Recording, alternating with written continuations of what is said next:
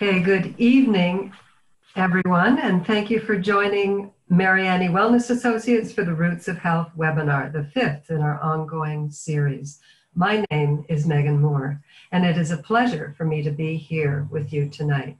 Tonight, we will hear from Russell Mariani, internationally known health educator, author, and digestive wellness expert. He will speak to us tonight on the subject of oxidative stress and what we can do to manage the negative impacts of oxidative stress in our lives. I have just one housekeeping detail for you tonight, and that is if you have any question during the webinar, please enter it into the chat box at the bottom of your screen, and I will relay those questions to Russell during the Q&A, and he will answer those questions live. And I think that's it, Russell, so please begin. Thank you, Megan, and welcome everybody for taking time out of your busy schedule to be with us here live tonight. I'm going to, just for the duration of the slide presentation, just a few slides, just a few minutes, black my video and share my screen and bring up the slides. And then when we go to Q&A, I will take us out of this mode. All right, so let's get started. So just a few slides and a very brief visual overview of oxidative stress, and then we'll go to the Q&A section. I find the visually oriented slides helpful, personally, to help understand the basic concepts in nutrition, health, and healing, and I hope it's the same for you. So oxidative stress. So there is good stress and bad stress, positive stress and negative stress. And what I've described in previous webinars and in my book as complementary foods, supplements, habits, behaviors, and influences can be considered as sources of good stress or positive stress and are essential in the process of regaining, maintaining, or optimizing our health. And what I've described previously as insulting foods, supplements, habits, behaviors, and influences are sources of bad or negative stress and actively undermine our body's ability to regain, maintain, or optimize our health and well-being. And then, of course, there is oxidative stress. I once heard a physician describe it this way. 90% of all adult conditions are chronic and degenerative in nature, and 100% of all chronic degenerative conditions are caused by oxidative stress. So knowing what oxidative stress is and how to get rid of it is pretty important. So what is oxidative stress?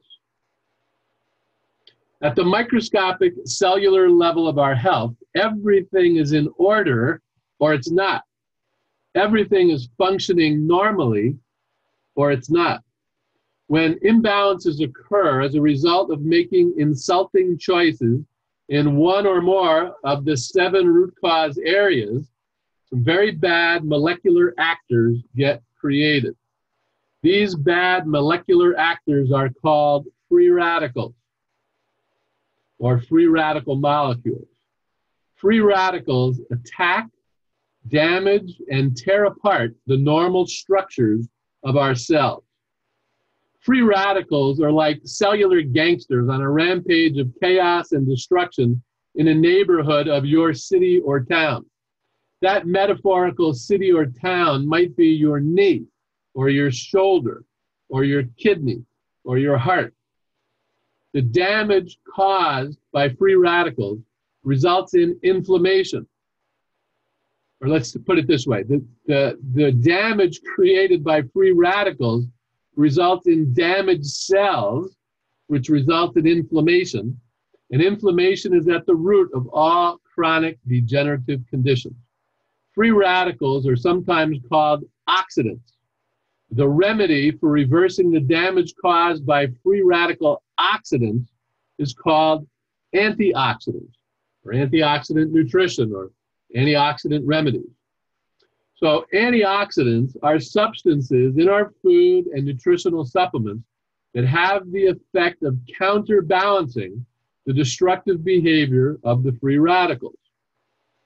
When the free radicals are held in check, molecular balance or molecular homeostasis can be restored, and our cells can repair and heal themselves. So learning what foods, snacks, beverages, and supplements increase our antioxidant protection mechanisms and decrease free radical activity anywhere in our body is one of the most important things we can learn and do in order to regain, maintain, or optimize our cellular and whole body health and well-being. So, how do we get rid of oxidative stress? Actually, we can't get rid of oxidative stress. Not completely, not totally. And I'll explain this in greater detail in our next Roots of Health webinar when we talk about the role of redox signaling molecules in reducing and controlling the free radical molecules that cause all forms of oxidative stress. But for now, we just want to keep the free radical activity in check. We want to keep it in balance. So what are some of the best ways to reduce and better manage sources of oxidative stress? So that's it for the slide. So I'm going to take it out of the this little presentation mode and get us back to live video mode, or at least get me back to live video mode, and then just go over a few more notes that I have here, especially related to reducing the oxidative stress overall. So what are at least 5 ways that we can reduce oxidative stress? So the number one way of reducing oxidative stress is in your kitchen and my kitchen. And that means, how'd that happen? That means that we want to eat organic quality, antioxidant-rich, nutrient-rich whole foods and antioxidant-rich whole food-based supplements. We want to reduce or eliminate junk foods and processed foods, and we need to learn how to cook properly. Overcooking, especially with overheated cooking oils, increases free radical activity. So this area is number one. Now, number 2, stop smoking any and all tobacco products. One inhalation of cigarette smoke contains trillions of free radical molecules. And stay away from secondhand smoke. It's just as dangerous and toxic. Number 3, reduce or eliminate completely all alcohol and caffeine consumption, depending on your current condition.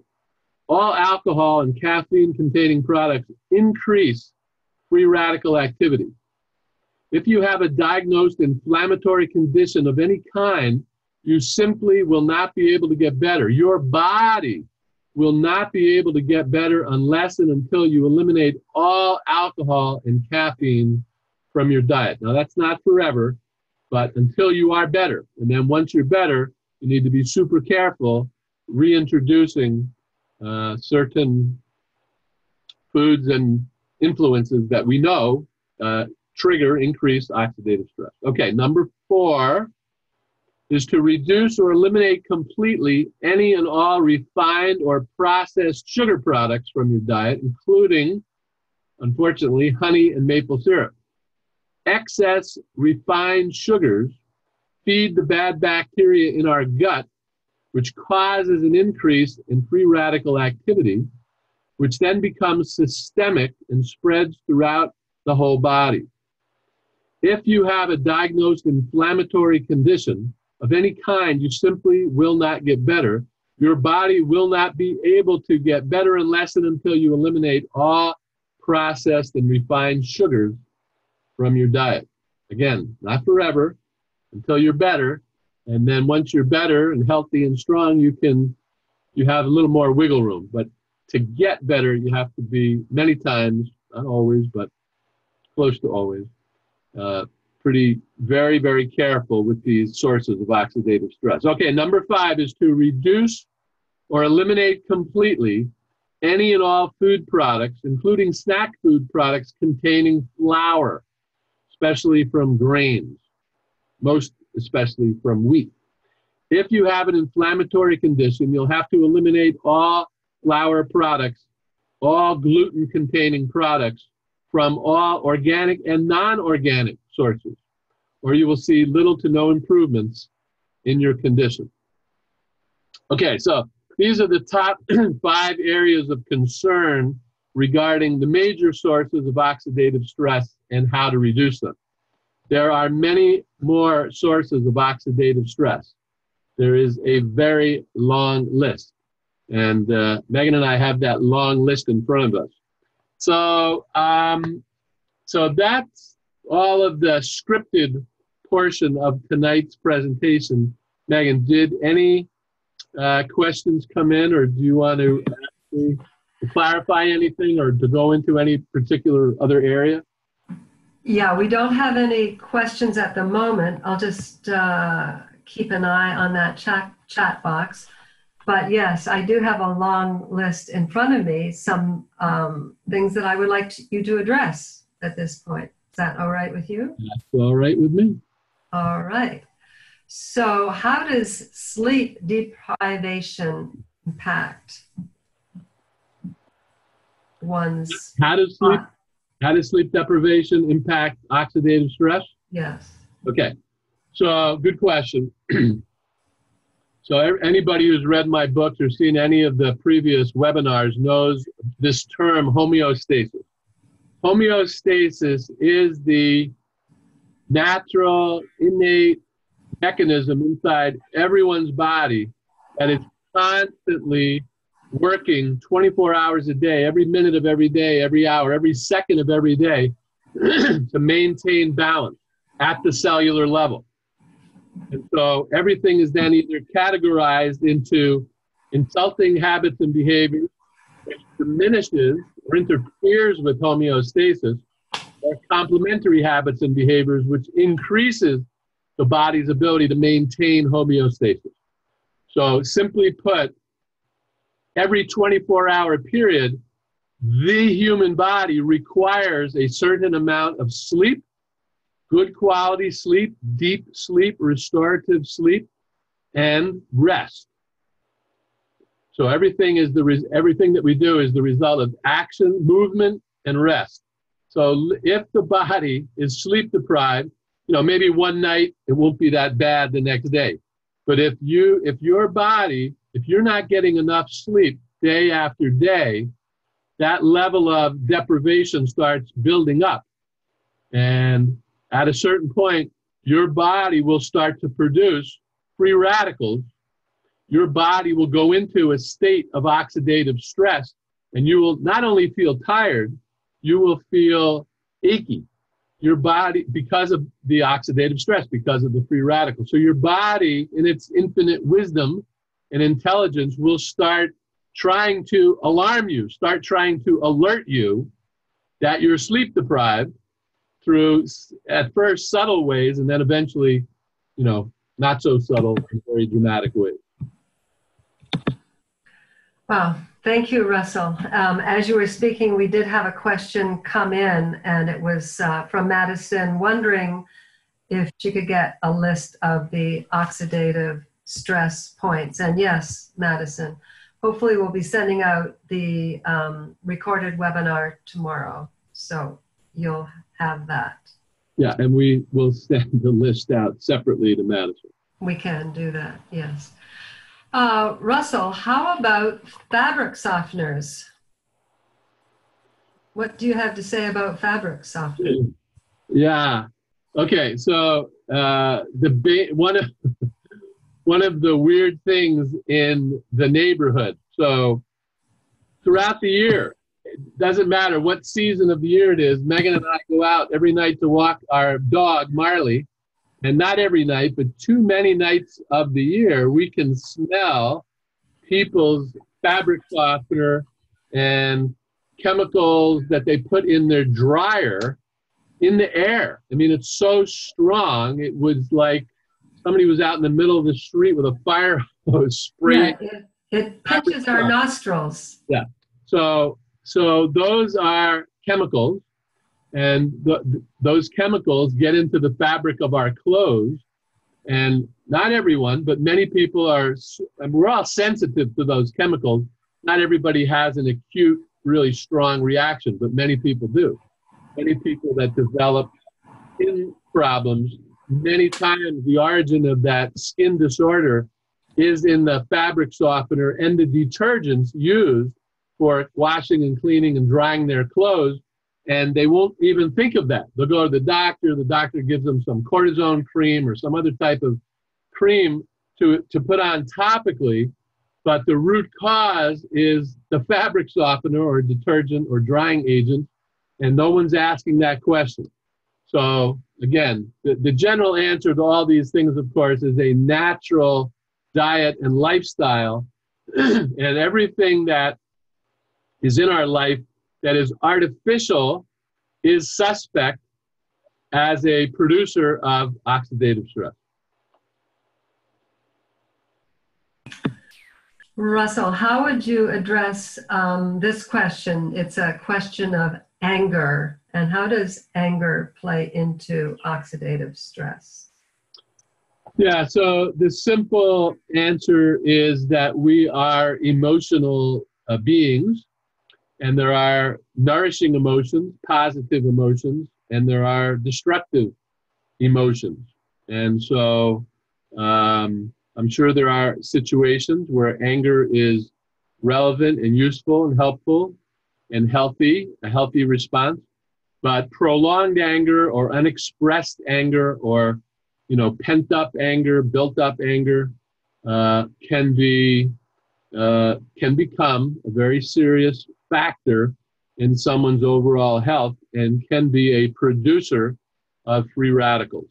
Any negative emotion, I guess I would say any positive emotion that's not expressed can become a source of oxidative stress. And then sometimes if we're not able to express consistently a full range of positive emotions, we start to build up, we start to feel blocked in our ability to express ourselves creatively and openly. And so things start to build up, and sometimes that can be the cause of anger, and other times not. But the basic idea is with anger can spill over into rage. Those are two of the most negative of the negative emotions. And if a person is angry every day, that definitely will contribute to free radical production and oxidative stress. Russell, just following on with that, what about grief and whether it's unexpressed grief? Yeah, okay. So grief is one of those emotions that some people might label negative. So the clarification would simply be this. If you've just lost a loved one, then grief is the appropriate response. Whether that grief can last acutely for several days and several weeks, and it can last in a moderate way for several months. And grief can exist for years. And all those forms of grief, as long as they're being expressed creatively, are not sources of oxidative stress. They would be all part of a natural healing process, the emotional component of a natural healing process. So the only time grief would turn into a negative and contribute to oxidative stress or be a cause of oxidative stress would be when a person is experiencing grief and doesn't know how to express it, doesn't know how to communicate about it, doesn't know how to express it creatively, either privately, because some people want and need to express their grief privately. Some people want and need to express their grief publicly. And in our culture of the last 100+ years, we've lost a lot of ways that traditional peoples and traditional cultures would express their grief creatively through ritual and through various observances. So this is a very important area. And if you're experiencing grief and feel blocked in that natural expression, please seek help, because expressing your grief creatively is a very healing part of our lives, very important part of our life's journey. Thank you, Russell. And I would think that being in the out of doors and hiking and walking or whatever outdoor activity that you love to do would make a difference, obviously a difference in keeping that balance that you showed us the picture of. Yes, very good. So you could say that one of the major causes of oxidative stress is living an unnatural lifestyle, eating an unnatural diet and living an unnatural lifestyle. And there's nothing more unnatural than being indoors 8 hours a day, 10 hours a day, 12 hours a day, as many people do because they work in an office building or they work in a warehouse or in a factory. So being in, and there actually is something called sick building syndrome. So the air quality in a building gets toxic, and not just from cigarette smoke, but just from the lack of circulation, the lack of open windows. So definitely, absolutely, if we are indoors too much of the time, that can be a major contributor to oxidative stress. The opposite, obviously, is opening up the windows, going outside, walking barefoot in the grass, walking barefoot on the beach, going hiking in the mountains, breathing in fresh, clean air, mountain air, ideally ocean air, any air that's outside that's not, from a sick building. Now, obviously, with pollution in cities, that's a consideration, and it's terrible in China. It's terrible in certain cities of Japan. It's terrible in certain cities in the United States during the summertime. But so the idea there is we want to be in a natural environment, a clean environment with lots of nitrogen in the atmosphere, and that is health promoting. That is a form of positive stress. But if we're not able to be outside, if we're not able to move outside and breathe clean air, and we're inside too much, that all becomes sources of oxidative stress. Well, thank you, Russell. Thank goodness you and I both love to be outside. Russell, one of my microwave ovens. Yeah, so I've been reading about microwave ovens since they first got created in the late 60s, early 70s. And we've never owned one, and we will never own one or use one. And I think the simplest thing to say is that the way that microwaves work is at the cellular level, at the molecular level, by causing the water molecules in the food you're trying to heat up to spin or rotate much faster than normal. When you heat up an egg, like one egg in water on the stovetop over flame, the heat is generated very slowly and gradually. And then the water molecules inside the egg start to warm up, start to move inside the egg faster. So there's a normal, natural way of heating something, and then there's an abnormal way or an unnatural way of heating something. And that's what happens with microwaves. What would normally take 15 minutes to cook, say, broccoli, or 12 minutes or something like that, you can heat up in 30 seconds in a microwave. But what's really happening is it's speeding up at the molecular level of the atoms and electrons inside the broccoli or inside the fish or inside the egg. And that excess, or that excessive speed at which the heating up process takes place, produces free radicals.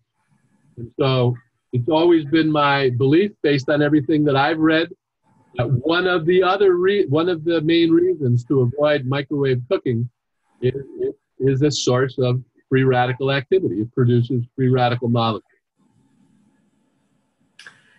Thank you. Now, something else that we might not really think about, but how does drinking tap water cause oxidative stress? Yeah, good question. So definitely one of the sources of oxidative stress is something I talk about all the time, and that is chronic, unintentional dehydration. So dehydration in general is a major contributing factor to oxidative stress, which is why being hydrated is so important. But tap water, again, I've said for 40 years, don't drink tap water.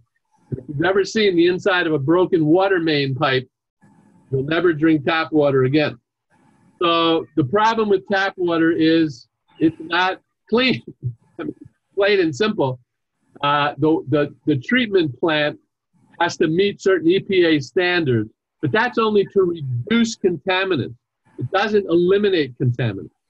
And then every municipal system in the United States has to add chlorine to kill bacteria, and then they add ammonia to increase the life of the chlorine, to allow them to use less chlorine. But chlorine and ammonia are both toxic chemicals. You would never drink chlorine. You would never put ammonia into your body.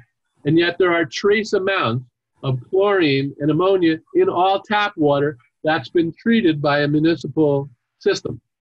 And then there's all kinds of microscopic debris in tap water, like broken down leaves, sticks and twigs and things like that. When that biological debris mixes with chlorine and ammonia, a whole new category of chemicals gets created called THM, trihalomethane. And those chemicals are toxic to the human body. And again, they cause free radical activity. So now, there's a whole lot of other things that can be present in tap water in trace amounts. Heavy metals, like lead. We all heard about the disaster that happened in the Flint, Michigan water supply a couple of years ago. So if you have pipes in your house that were established prior to 1950, you may have lead in the pipes inside your house. So you need to be aware of heavy metal contamination, potential heavy metal contamination. And lastly, but this is certainly not the last item on the list, there can be the presence of antibiotics and other medications in your tap water, because that all ends up, every time you flush a bottle of pharmaceuticals down the toilet, that can enter the water supply. And even though, again, the town system has to meet certain EPA standards, those standards are not contaminant removal 100%. So you get contaminant reduction, but you don't get contaminant removal. So for these reasons and many others, never drink tap water. Make sure you get a good point of use drinking water system, a point of use water purification system. And if anybody wants information about the one we use and recommend, please contact Megan through our website. Yes, you can. Please contact me, Megan Moore at Healing Digestive Illness, and I can tell you about what we use and recommend. Russell, I have a question from the chat box. It's from Cheryl, and she's asking, do you think owning a microwave is emitting stuff? So just the very fact of having it sit there. Yes, the short answer is yes. And thank you for asking that question, Cheryl, because that brings us to another major area of concern, which is EMFs, electromagnetic frequencies. So yes, a microwave oven is emitting electromagnetic frequencies. So outside of what it's doing to the actual food inside the microwave, it's emitting electromagnetic frequencies into your kitchen. So while you're standing there, you're subject to these EMFs, and they will cause oxidative stress. And so EMFs from the computer screen that I'm looking at right now, your laptop or tablet, your cell phone, every wireless device emits, every plugged-in computer device emits electromagnetic frequencies. And this is a growing area of concern, and there's more and more studies being done about the dangers of EMFs. That was a great question. Thank you. Yeah, thanks, Cheryl.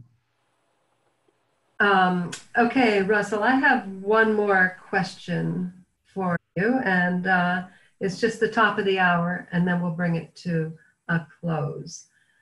Lack of metabolic enzymes. The body is not producing enough enzymes, so that is problematic. And how does that cause Oxidative stress? Yeah, so among many things that every cell of our body generates, one of the things that our cells generate or produce are enzymes, metabolic enzymes. And enzymes are the catalyst for all other activity inside the cell. So if you're not properly hydrated, if you don't eat a balanced whole foods diet, if you're not getting your micronutrients, then you're not providing the cells of your body the full spectrum of raw materials necessary for each cell to produce enough metabolic enzymes. Now, our body also produces digestive enzymes, so that's slightly different. But both things are true. If your body does not produce enough digestive enzymes, then you will suffer oxidative stress. If your body doesn't produce enough metabolic enzymes inside your cells, you will suffer from oxidative stress. So this is one of many areas that we become vulnerable with. And another important reason to make sure that you are learning about the 7 root cause areas that we talk about in these webinars, and that you are aware of the difference between the complementary habits, choices, behaviors, food, supplements, and the insulting ones. And so that you are making improvements in each of those 7 areas.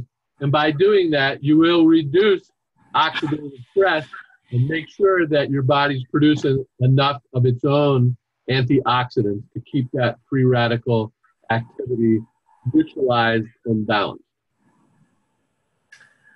All right. Well, thank you, Russell. Do you have any closing remarks before I close the... Oh, what I just said, I think that was a perfect close. Okay. Thanks very much. Okay, great. Thank you, Russell, for so generously providing us with your valuable insights tonight. You formulated them over the years of teaching and educating others, and have really made a difference in very many people's lives all over the world, and we thank you for this. I'd also like to thank our 2 sons, Brian and Evan Mariani, without whose help they've been invaluable to us, showing us all kinds of things that we weren't sure how to do. And thank you all for being here tonight. We'll be back again on July 23rd, I believe, for the 6th in our series, and that will be titled Redox Signaling Molecules, as Russell has already mentioned. And lastly, please don't forget, we are offering a 20% off of Russell's book, Healing Digestive Illness. The code for that is OS, capital OS, at 20%. And you enter that coupon code in at the end of the ordering process. That's OS, capital OS, at 20%. And your feedback is so important to us. I will be sending out a survey tomorrow. So it's a very short survey. I think that there are only 4 questions. If you would take the time to respond to that, it shouldn't take you too long. We would very much appreciate that. And I think that's about it. If you or a family member or a friend is in need of some care, please fill out the free consultation form on our website, and I will make sure that Russell gets that form. So thanks again so much for joining us. And remember, when you find and do the things that nourish you best, all will be well. Thanks again, and we'll see you soon. Good night, everybody. Thanks so much for coming.